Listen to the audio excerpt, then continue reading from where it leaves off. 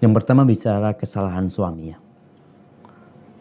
Kenapa Anda tanya kesalahannya apa? Karena terkadang ada wanita yang beranggapan suaminya nikah lagi itu kesalahan. Sehingga dia tidak memaafkan suaminya. Yang ada dalam benak dia, aku atau dia. Dia bahkan ketika suaminya menceraikan tuh istri yang kedua, dia terus akan ingat dengan kesalahan itu. Padahal nggak salah gitu. Yang dilakukan suami bukan kesalahan kalau dikatakan suami nikah lagi. Dalam pandangan Allah Azza wa Jalla, Allah yang membolehkan. Fankihu ma taba lakum minan nisa mathna wa thulatha wa ruba. Silahkan kata Allah Azza wa Jalla. Dan kita tadi membaca bahwasanya rumah Nabi SAW ada 9. Adapun buat umatnya boleh 4. Tapi kalau ternyata kesalahan suami itu memang salah. Dia berzina. Dia selingkuh. Dia punya wanita simpanan. Dia nggak nikah sama perempuan itu. Dia kumpul kebo. Maka di sini benar yang dilakukan suami adalah kesalahan. Apa yang harus dilakukan istri ketika dia mengingat kesalahan terus kesalahan suaminya yang berzina ini? Yang pertama, engkau lihat apakah suamimu berubah dan bertobat kepada Allah Azza wa Jalla. Kalau ternyata dia bertobat dan berubah, ketahuilah ada orang-orang yang bertobat kepada Allah menjadi lebih baik daripada sebelum dia bertobat. Artinya sebelum dia berbuat dosa, sekarang kondisinya bisa jadi lebih baik daripada sebelum dia berbuat dosa.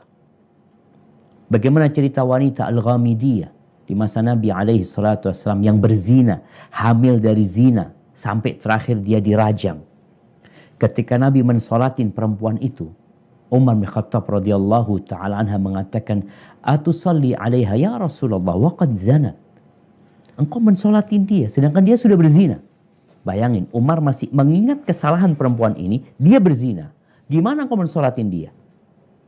Umar lupa dengan taubat yang dilakukan perempuan ini.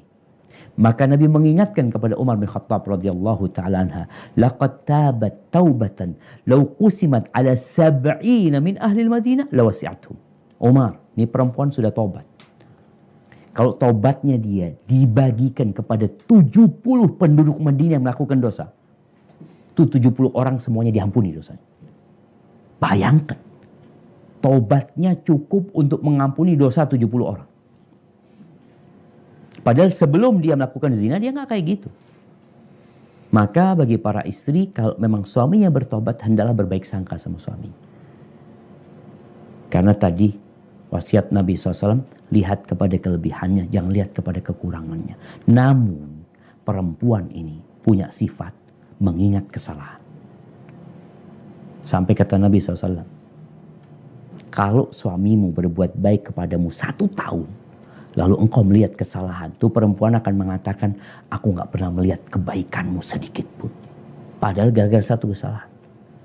Maka nasihat anak, lihatlah kepada kelebihan suaminya. Kemudian apalagi kalau dia sudah bertobat. Soalnya kalau tidak, engkau tidak akan bisa melanjutkan perjalanan hidup ini dengan baik.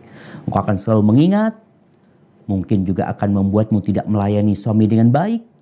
Padahal kita tahu orang yang bertobat itu Allah akan membersihkan dia. Bahkan dikatakan oleh Nabi SAW, "At-ta'ib minadz dzambi kaman la dzamba lahu." Orang yang bertobat dari perbuatan dosa itu seperti orang yang nggak punya dosa.